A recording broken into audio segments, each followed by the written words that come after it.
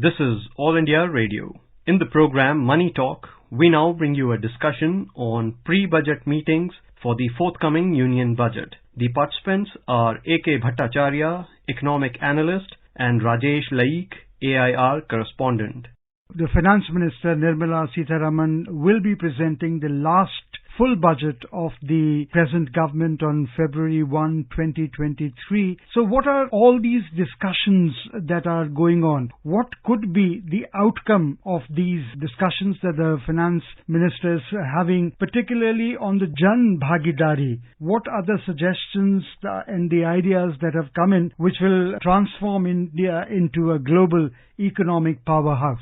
Briefly, the background and the setting of this budget, which you rightly said, the last full budget of this term of the government, would be threefold. There are three clear points that are emerging. One is the need for fiscal consolidation. As you would know that in the run-up to the COVID and last year when the economy was recovering from COVID, the government went out to spend more so that the growth impulses in the economy remained intact. So as a result, instead of what used to be 3.5% of GDP would be the fiscal deficit, the fiscal deficit went up to 9% of GDP, and then the current year it is expected to come down to 6.4% of GDP, and the glide path for reduction is 4.5% in 3 years from now. The big challenge number one for this budget is how do you set the government finances back on the path of a gradual reduction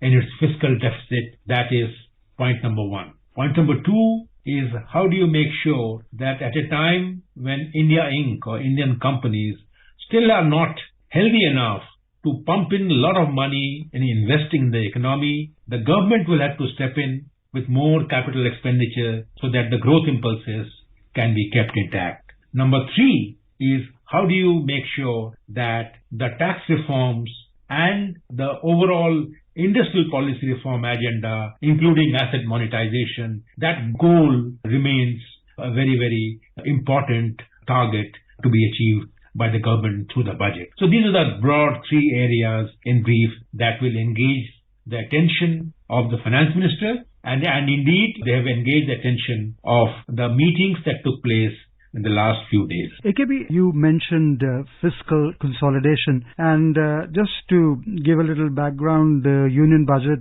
is being presented when the global economy is staring at the twin risks of recession and high inflation. Do you think, one, the Indian growth story will be resilient despite the global headwind? Two, in this backdrop, will the FM continue to push for capital expenditure to aid growth, while at the same time providing a credible path for fiscal consolidation? Two questions that you have raised, Rajesh, are interlinked. Let me address the second question on capital expenditure.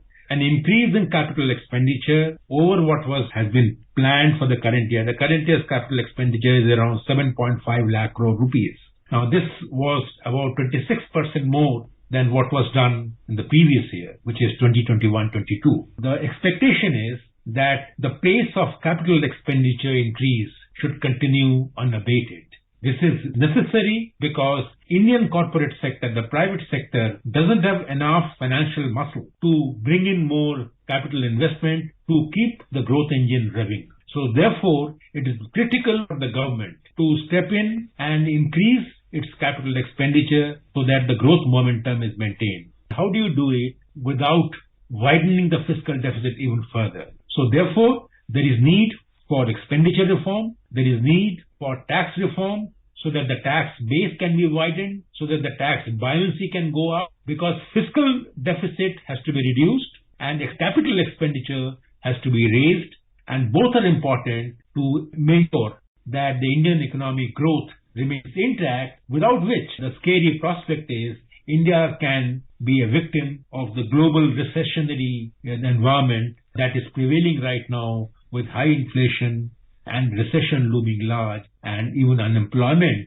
being a serious threat. So therefore, if the economy has to tackle these challenges of staving off recession, of keeping lid on inflation and reviving jobs, growth is important, and growth can be ensured through higher capital expenditure and higher capital expenditure can be ensured if your tax reforms take place, asset monetization can take place to raise more resources, so that the tax base is wider and the government has enough money to spend more money on creating capital assets. So what I hear you say is that it is important to stay alive to financial stability concerns and err on the side of caution and stick to deficit targets. So therefore, am I right in saying that the government should definitely eschew populist spending? I think the time to indulge in populist spending, not now. I don't see the finance ministry or the finance minister indulging in such populist expenditure in a budget to be presented for 2023-24 next February. This is the time not to indulge in fiscal populism. So what you're saying is that India Budget 2023 should strike a balance between fiscal discipline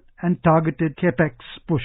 Absolutely. Balance between the two is what actually the doctor has ordered. What it means is that you cannot keep spending more on capital assets and yet reduce fiscal deficit to a manageable level without undertaking two kinds of reforms.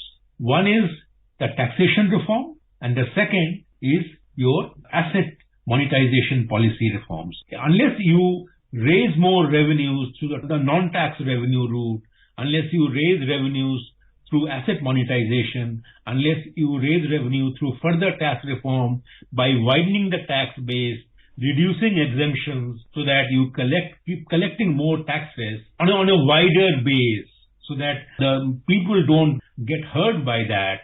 So if you don't do that, you will not be able to have more money to spend on capital assets and yet not widen the fiscal deficit any further. In light of what you just said, fiscal consolidation and tapering of subsidies should assume significance in the coming budget?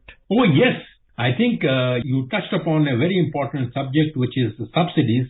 Remember that in the COVID time, the government came out with the free food ration scheme. The annual expenditure of that free food ration scheme is around 1.6 lakh crore. Now, hopefully, this free food ration scheme can be ended by end of December and the next financial year not be able to carry the burden of that free food ration scheme. So that would mean a saving of 1.6 lakh crore which the government has spent in the last 1 year or so. That was the biggest subsidy in the food subsidy basket. Then there are fertilizer subsidies over which the government has very little control. If the crude oil prices, the petroleum products prices remain elevated, then naturally fertilizer using a lot of petroleum feedstock, so therefore the fertilizer prices go up and the government is not in a position to pass on the entire impact of the higher fertilizer prices to the farmers.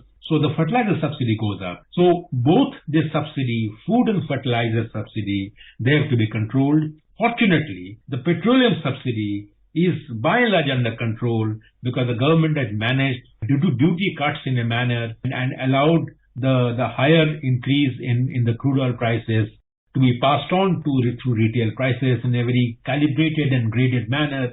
So it is the food and fertilizer subsidies that need to be controlled. And I think if the discontinuation of the free food ration scheme can take place from next year and the fertilizer prices can come down because the international crude oil prices are also seeing a decline of sorts. So these are the two positive signs of hope that one can look at in terms of the government subsidy bill, which is quite substantial. What about the budget's emphasis to lower the fiscal deficit ratio to less than 6% for FY24? What should the finance minister be doing to bring this deficit down?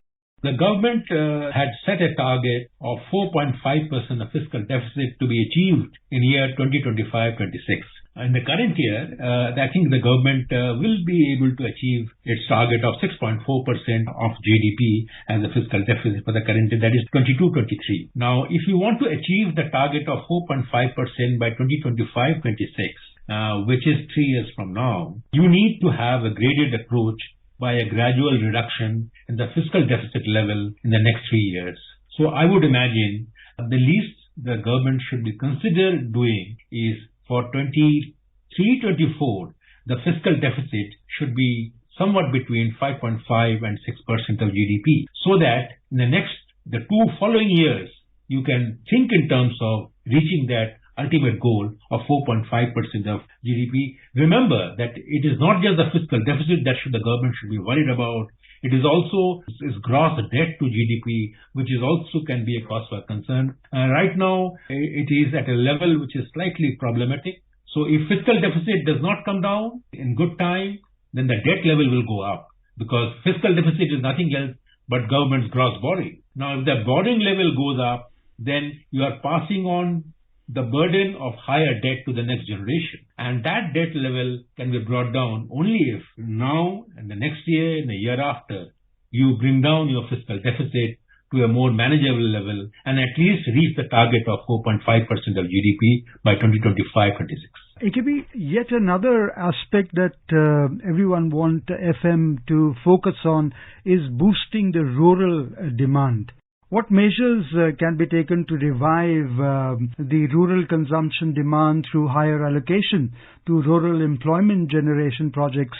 And what should be done, keeping in mind the Manrega, which we call, to provide the cushion at the bottom of the pyramid? I entirely see the point that you are making. It's important that the rural economy is adequately taken care of in the budget exercise, because rural economy is not just about the rural economy. Rural economy is also about what is happening to other segments of the Indian economy which are dependent on a thriving rural economy. I mean, for example, if the rural economy does well, then India's FMCG companies also see higher demand, and therefore their demand is higher, they produce more, they sell more, they make more profit.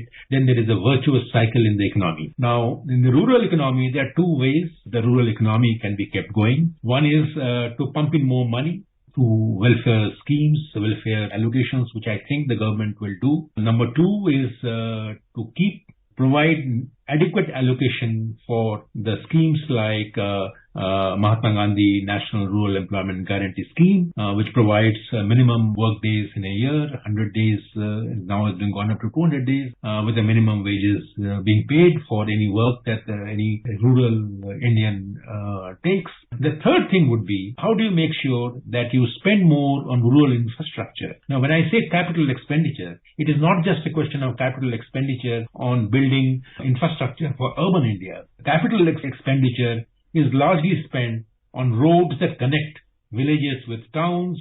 So therefore, the capex will also benefit the rural economy.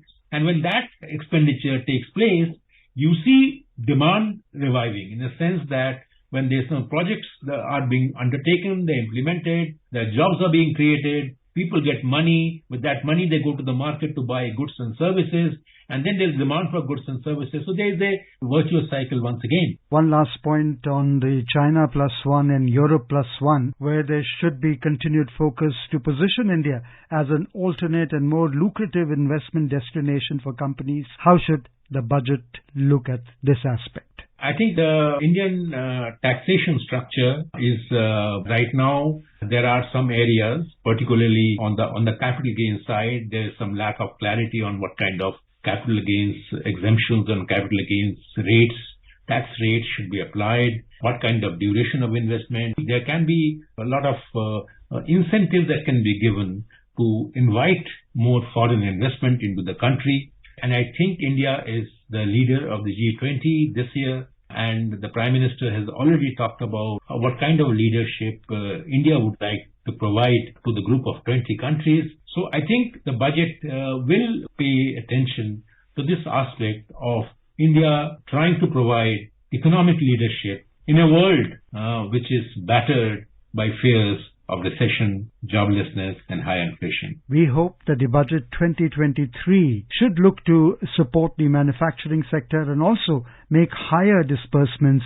towards the agriculture sector. Thank you for your time. Thank you. You were listening to a discussion on pre-budget meetings for the forthcoming Union Budget. The participants were A.K. Bhattacharya, Economic Analyst, and Rajesh Laik, AIR Correspondent. This program was produced and presented by the News Services Division of All India Radio. You can listen to it on our mobile app, News on Air. This program is also available on our YouTube channel, News on Air Official.